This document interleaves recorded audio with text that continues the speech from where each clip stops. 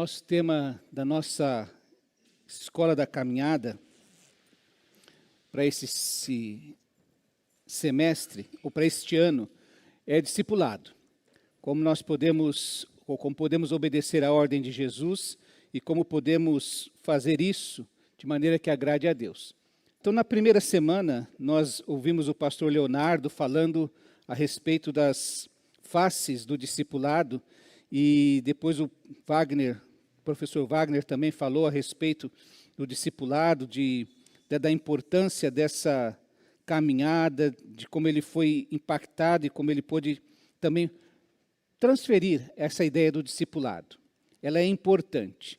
Nós vamos encerrar hoje falando sobre o discipulado e fazendo um panorama bíblico daquilo que nós encontramos que nos dirija para essa prática, para essa vida que seja dedicada, que seja compromissada com o discipulado.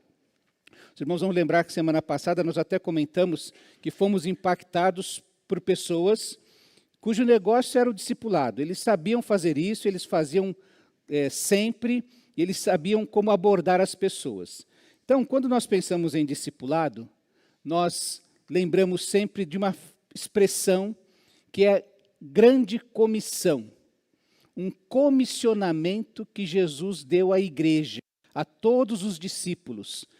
Mateus 28, de 18 a 20, está lá, o Wagner inclusive abordou a semana passada, né?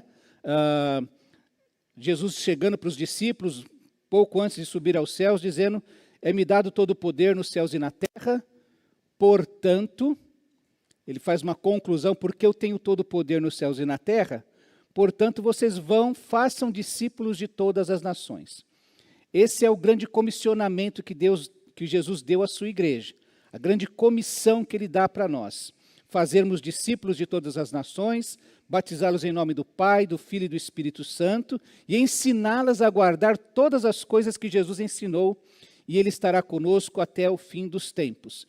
Isso é a grande comissão. Você vai se lembrar que o apóstolo Paulo, ele é alcançado pelo Evangelho, quando ele tem aquele encontro com Cristo no caminho de Damasco, e Ananias fica perplexo diante de Deus, porque Ananias é mandado para orar por Paulo, e lembra para Deus: Senhor, esse homem que o Senhor está pedindo para eu orar, ele foi mandado aqui para perseguir os do caminho, os seus servos. E aí Deus lembra ele que sabe o que está fazendo, e que ele deve ir lá orar por Saulo ainda, né? Porque ele é um vaso escolhido por Deus para levar o seu nome, o nome de Jesus, aos gentios e aos seus reis. É assim que Paulo, quando tem um encontro com Cristo, imediatamente já é comissionado. Ele já é envolvido nesta missão de levar o evangelho a outros povos. Quando a gente lê Colossenses capítulo 1, versos 24 a 29, você vai encontrar o apóstolo Paulo escrevendo àquela igreja. Ele está escrevendo provavelmente da cadeia, de onde escreveu também Filipenses e Efésios. E ele lembra aquela igreja que ele tem um grande compromisso. E ele fala que ele assumiu a tarefa de proclamar, advertir e ensinar cada pessoa com toda a sabedoria, para apresentar todo homem perfeito em Cristo, ou todo homem maduro, adulto, capaz de exercer a sua autonomia diante de Deus, como ele ali que está preso, e nem por isso deixa de realizar a tarefa, a comissão que recebeu, que cada pessoa possa agir assim, de maneira perfeita, de maneira madura, como Cristo. E sempre esse modelo é Cristo. Quando pensamos em maturidade, em homem perfeito, estamos pensando em Cristo. Então nós temos aqui Jesus dando a grande comissão, uma pessoa que foi alcançada pelo Evangelho e que continua com o compromisso de fazer e de levar a grande comissão. Não somente de falar de Cristo, mas de ajudar cada pessoa, com toda a sabedoria, essa pessoa chegar à maturidade em Cristo Jesus. Nós aprendemos no semestre passado, por exemplo, que o discipulado é a forma da igreja crescer em quantidade, porque ela batiza, e isso ela vai aumentando. Os irmãos vão se lembrar lá que em Atos, diz que Pedro pregou, muitos creram, entenderam a mensagem, foram batizados e acrescidos à igreja. Então, o discipulado é a forma da igreja crescer em quantidade e qualidade. Porque a gente batiza, mas isso não termina a tarefa. A gente tem que continuar ensinando, lembrando o que Cristo ensinou para essas novas pessoas que se batizam. O que é discipular? Então, quero que você guarde essa frase. O que é o discipular? Discipulado é transferência de vida. Você pode guardar isso? Guardou? Não vai mais esquecer? Vou falar como falar para os jovens lá. Quando você lembrar do pastor Edivaldo, de saudosa memória, o pastor Edivaldo falava que discipulado é transferência de vida. Tá? Você vai guardar isso. E quais são os aspectos do verdadeiro discipulado? O primeiro aspecto que a gente precisa lembrar é que o discipulado verdadeiro, ele tem Jesus como mestre. A ideia é aprender o que Jesus ensinou, é transferir para outra pessoa o que Jesus ensinou. Ter Jesus como mestre é estar envolvido com o ensino, com o conteúdo dele. Você vai se lembrar que quando João Batista fala a respeito de Jesus, eis o Cordeiro de Deus que tira o pecado do mundo, André e um outro discípulo que seguiam João Batista, começam a seguir Jesus. E eles vão atrás de Jesus até que Jesus percebe que eles estão seguindo. Ele pergunta, o que vocês querem? E eles dizem assim, Rabi, que significa mestre, onde o Senhor está hospedado? Onde o Senhor mora? Onde o Senhor está vivendo? E então Jesus diz, venham e vejam. E eles seguem Jesus e era cerca de 4 horas da tarde e foram até onde Jesus estava hospedado e passaram o resto do dia com ele.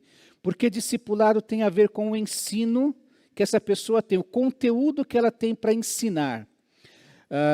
Um autor definiu que um discípulo é um seguidor, alguém que confia e acredita em um mestre e segue as palavras e o exemplo deste mestre.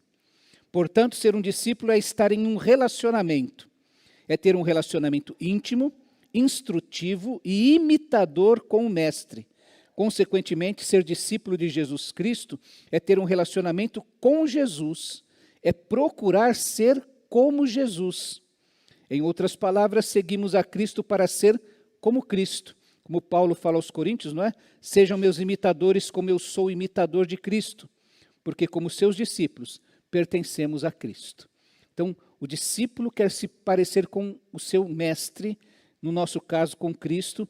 E os primeiros discípulos, que era o comum daquela época, andavam com o mestre para ouvir o que ele dizia e para viver como ele vivia. Jesus, por exemplo, falava às multidões que ficavam admiradas do seu ensino. Então, a grande comissão fala nesse discipulado, que é uma forma de crescer em quantidade e em quantidade. Jesus, ele é o nosso mestre porque ele tem o ensino, o conteúdo que nós precisamos ensinar.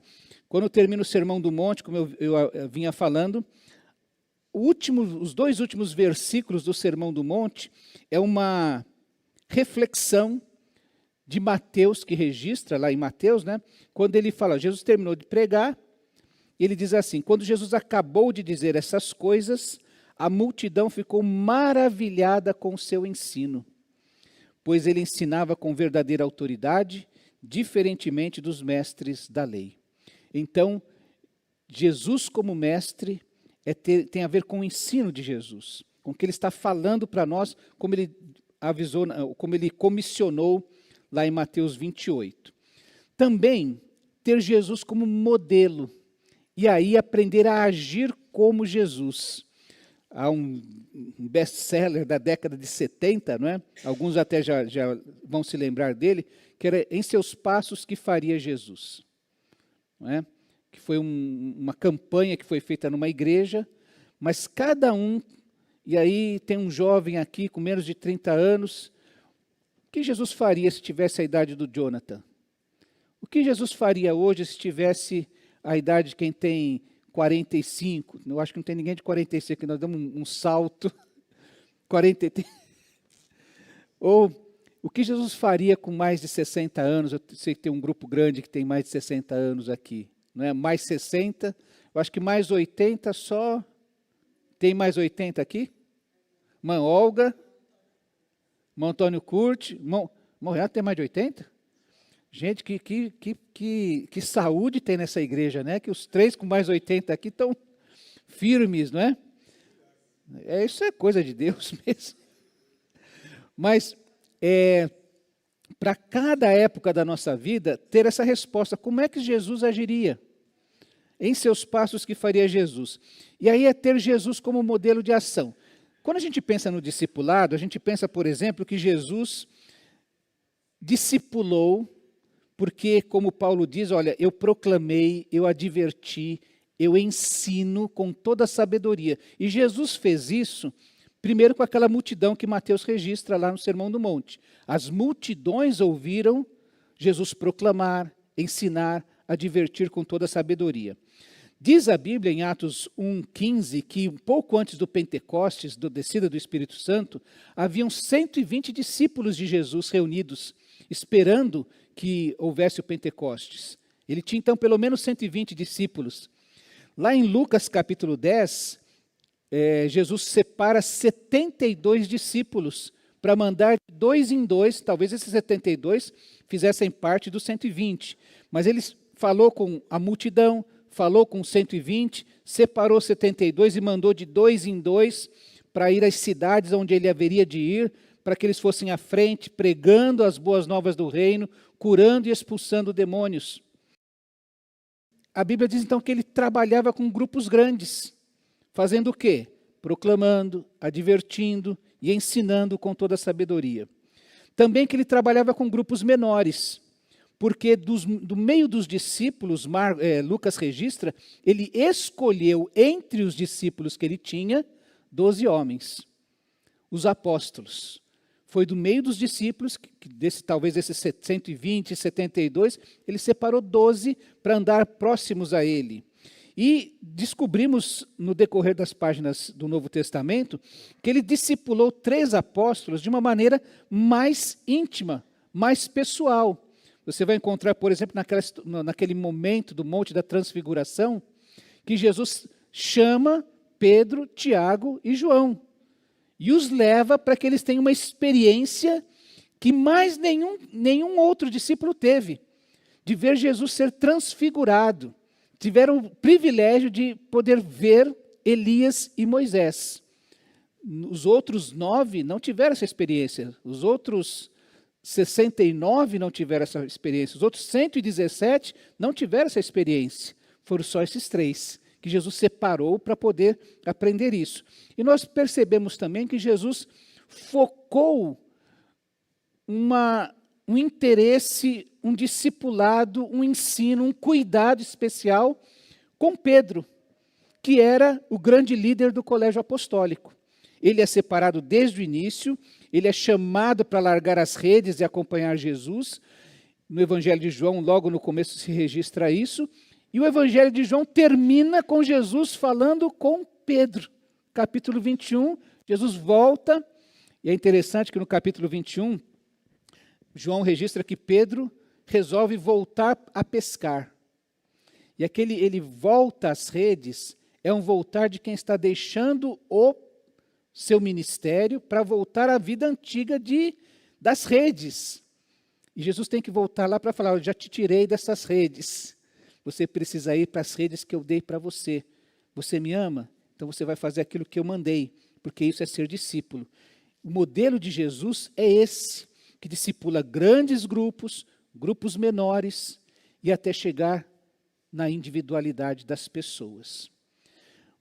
Então nós temos Jesus como nosso mestre no nosso ensino, temos Jesus como nosso modelo de ação, como nós devemos trabalhar.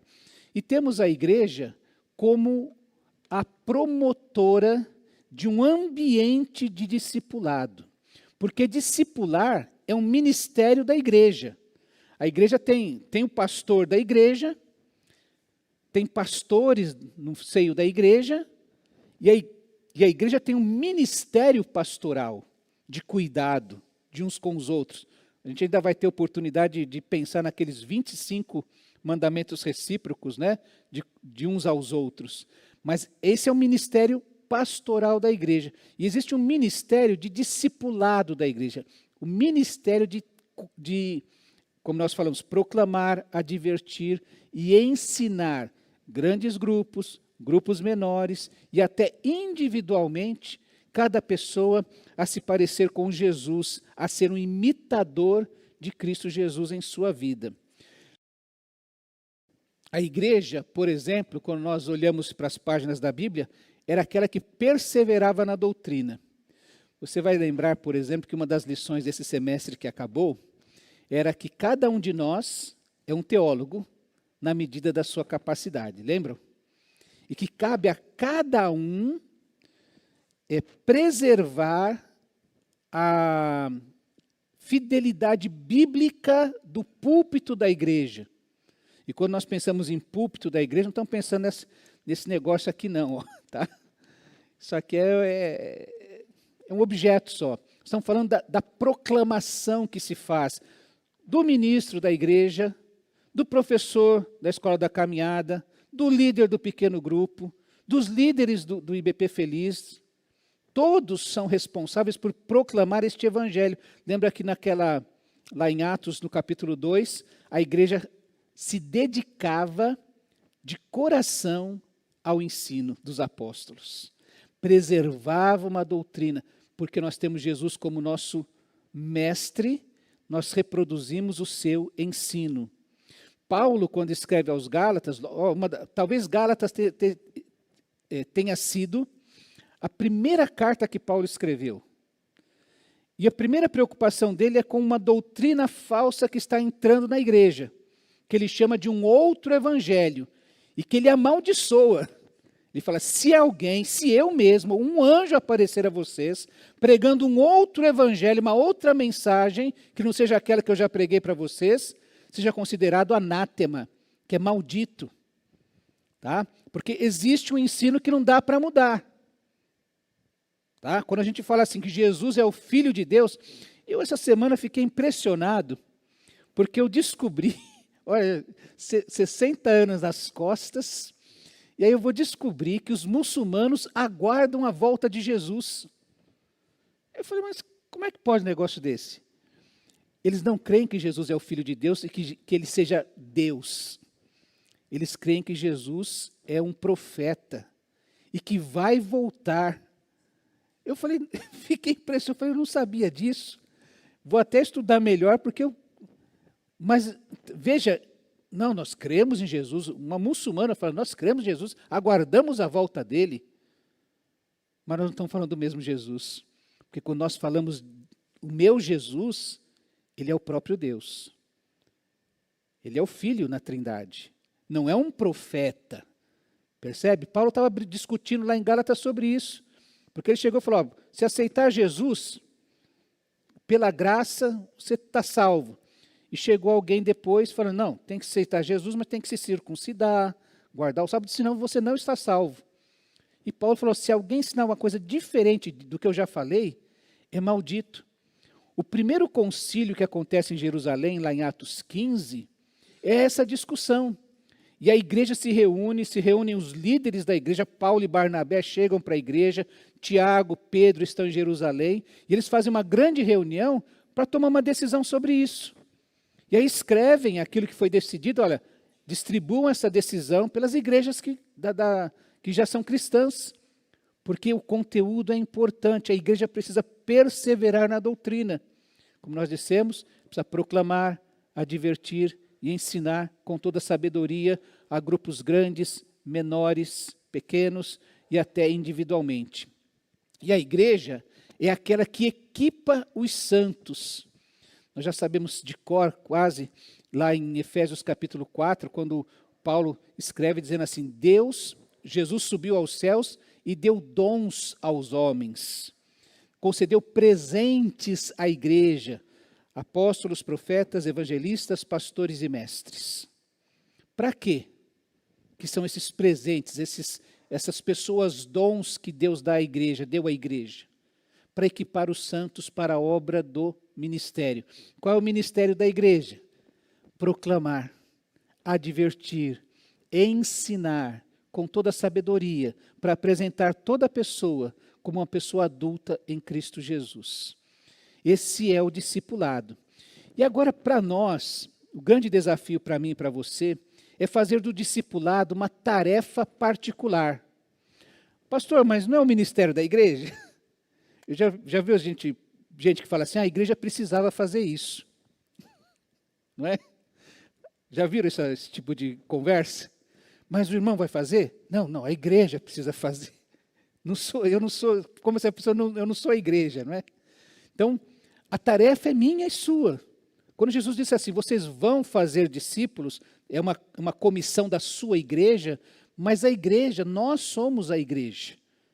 O corpo de Cristo é essa igreja. Você vai lembrar, por exemplo, que Barnabé assumiu essa... Desculpa eu falar de Barnabé de novo, né?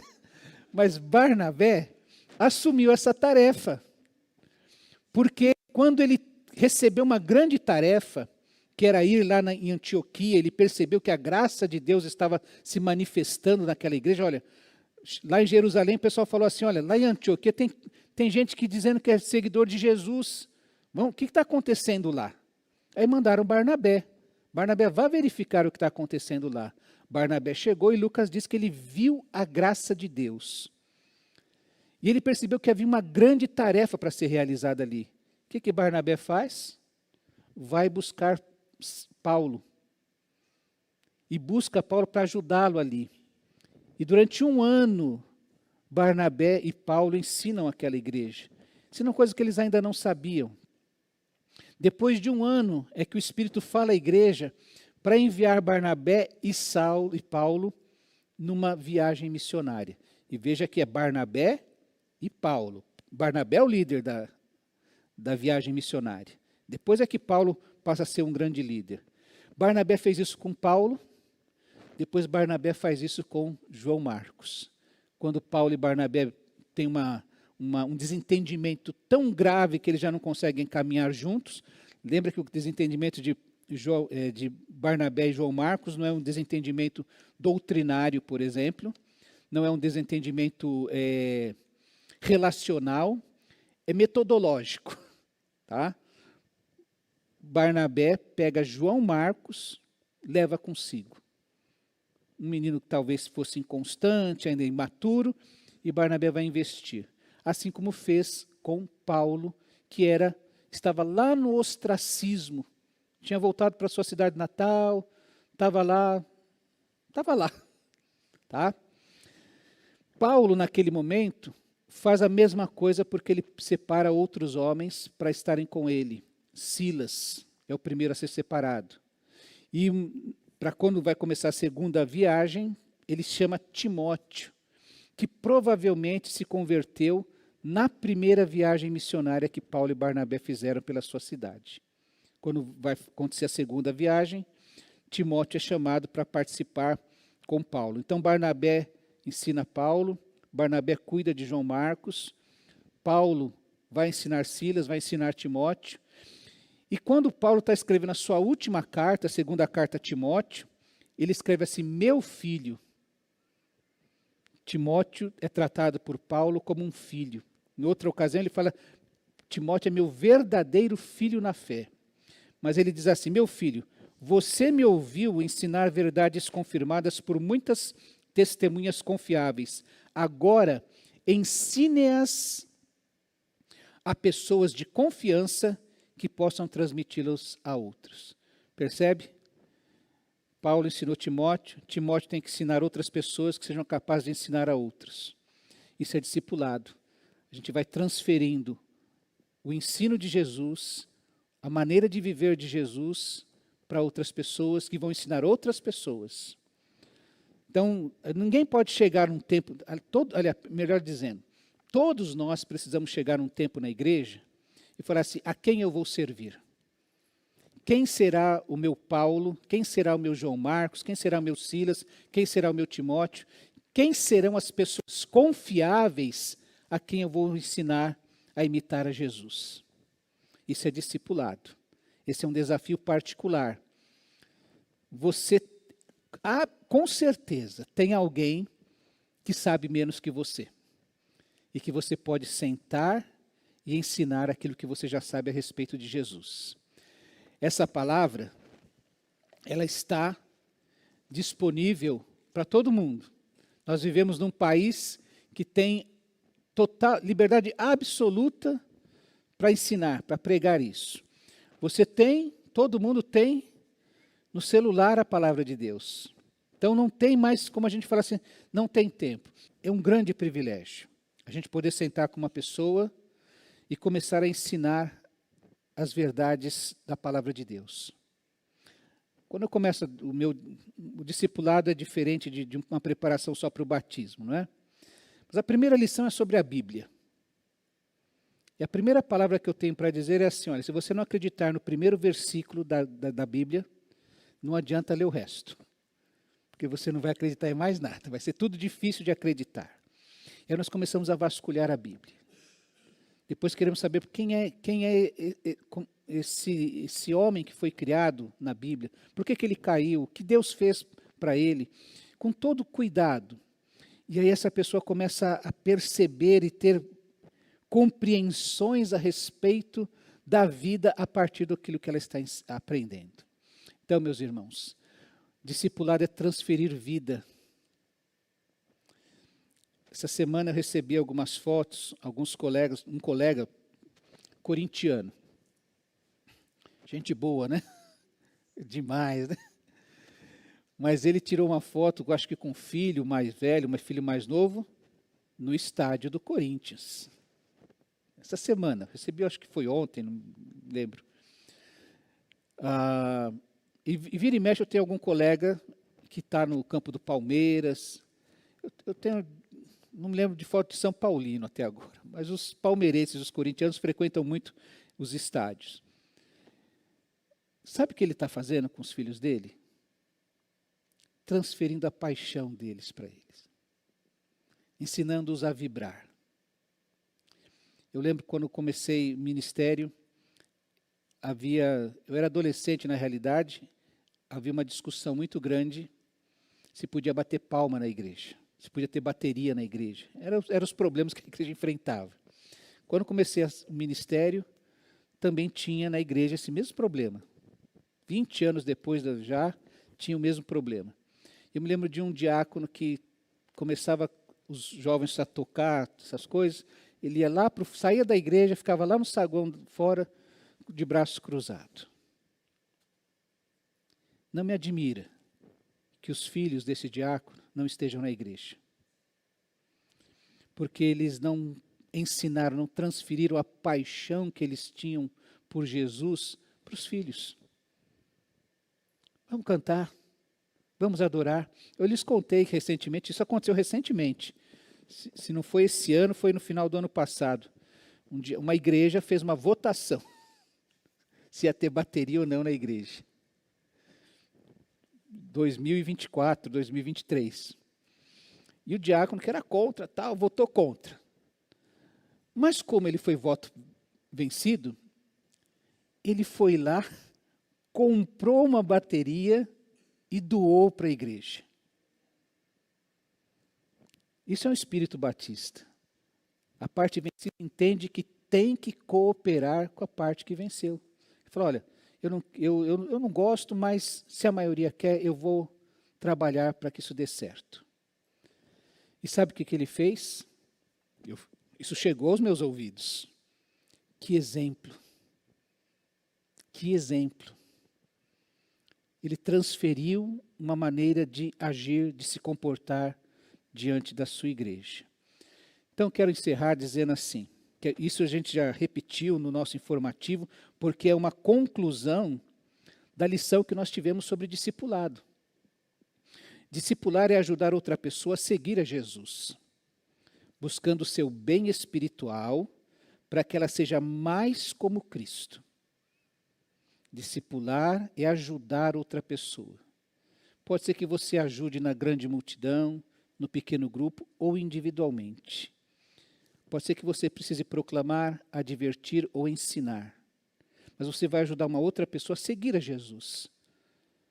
Ah, não suporto a falsidade na vida da igreja. Meu irmão, vem cá. Olha para Jesus. Minha última lição no encontro de discipulado foi exatamente isso. Olha, você está feliz que o pastor está dando esse tempo aqui, mas saiba que um dia eu vou pisar na bola. Eu vou te decepcionar. Não sei como. Você espera que eu te visite, eu não te visito. É dia do seu aniversário, o pastor não liga. O pastor fala um negócio lá do púlpito que bem aquilo que o pastor está falando para mim, não é? Ou está fazendo fofoca do que aconteceu na minha vida. Nem sei do que se trata. Você vai se magoar comigo. Olhe para Jesus. Se você for olhar para os outros, ninguém fica na igreja. Aliás, ontem lembrávamos desta frase, não é? Que a igreja é que nem a arca de Noé. Já ouviu falar disso? Se não fosse a tempestade lá fora, ninguém suportava o cheiro aqui dentro. Porque na igreja, lembra do pastor Edivaldo de saudosa memória? A igreja não é o céu. Então aqui eu tenho que conviver com o meu pecado. Como é triste que a gente... Você já se sentiu assim, chateado consigo mesmo por ter decepcionado Jesus? Você fala, pô, Jesus, não sei nem como é que eu faço para chegar aqui para o Senhor, falar de novo, pedir perdão por aquilo. Tá? E a gente precisa ser ensinado, ajudado. E às vezes eu preciso de alguém mais velho que eu, mais maduro que eu, para falar, Edivaldo, suporta as coisas. Segunda-feira à noite, teve um culto de gratidão pelos 90 anos do pastor Irlande Pereira de Azevedo. Ele é pastor emérito da Primeira Igreja Batista de São Paulo, foi pastor lá durante quase 30 anos. Ele é presidente emérito da Convenção Batista do Estado de São Paulo, presidente emérito da Convenção Batista Brasileira, um grande líder, que já está fazendo 90 anos. E um grande pregador, fui aluno dele, trabalhei com ele, né? Eu não participei do culto, mas eu assisti todo o culto pela internet. E uma hora o filho dele sentou com ele no culto e começou a lembrar, ele falou, o senhor perdoa, o senhor vive numa outra dimensão, ele falou, acho que é numa outra dimensão. O senhor perdoou quem resistiu ao seu ministério. O senhor perdoou o médico que, por uma negligência, permitiu que a esposa, né, a irmã Zilá, tivesse um aneurisma e hoje está na cadeira de rodas. Ele falou, o senhor perdoou. Quando ele falou, o senhor perdoou quem resistiu ao seu ministério, quem falou mal do ministério do senhor. O filho dele falando sobre isso. Aquilo vem ao encontro de algumas necessidades, que uma hora você chega e fala, sabe, você faz, nunca está bom, né? Já se sentiu assim? Aí você ouve de outro mais maduro como é que ele se comportou. Uma outra ocasião, outra hora eu conto, mas um pastor mais maduro, bem mais maduro que eu, falou, Divaldo, me chamava de Divaldo. Divaldo, faz assim não. Deixa eu lhe contar. Ele contava do jeito que ele, como foi que ele lidou com as mesmas questões na vida dele, no ministério dele. E isso ajudava o pastor jovem. Sempre vamos ter alguém mais maduro que nós, que pode nos ajudar. Então, discipulado é ajudar outra pessoa a seguir a Jesus, buscando o seu bem espiritual para que ela seja mais como Cristo. Significa dedicação em amor. Quem não ama não consegue discipular. Você discipula seu filho. Tem até um livro chamado assim, Meu Filho e Meu Discípulo. Porque teu filho pode ter 40, 50 anos. E você está no pé dele para fazer o certo. E discipulado precisa ter amor desse tipo, como Jesus teve, por quem não o amava, até como nós vimos, por Judas, não é? Que foi até o final naquela ceia. Significa dedicação em amor, tanto a evangelizar, a proclamar, a advertir, tanto a evangelizar quanto a educar, a ensinar. Pois o alvo é a obediência do discípulo a tudo quanto Jesus ordenou. Qual que é o meu objetivo? Não é que você goste de mim. é que você ame a Jesus, que você obedeça a Jesus. Trata-se de um círculo virtuoso, de um ciclo contínuo na vida do discípulo e da igreja. Eu já discipulei alguém, aquela pessoa já está sendo capaz, já é um Timóteo que é capaz de lembrar o que eu ensinei, vai ensinar outras pessoas. Aí aparece outra pessoa.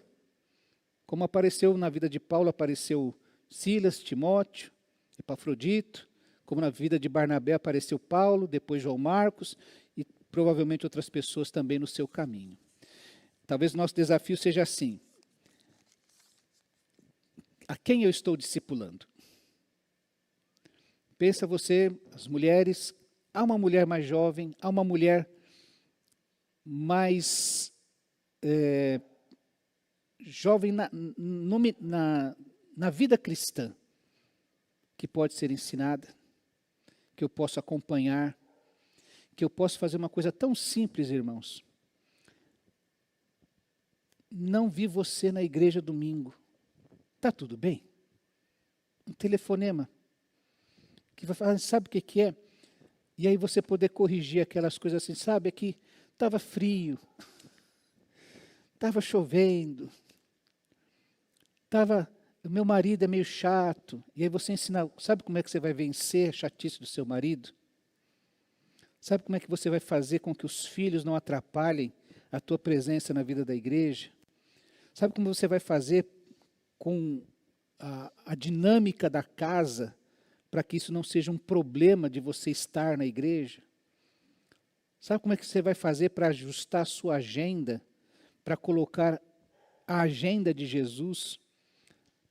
Você tem as suas redes, mas precisa também cuidar das redes de Jesus. E não vai abandonar. Alguns são chamados para abandonar tudo, larga tudo e vem só cuidar das redes de Jesus. Mas a grande maioria, 95% dos crentes, é chamado para continuar com as suas redes e também cuidar das redes de Jesus, como igreja. Amém?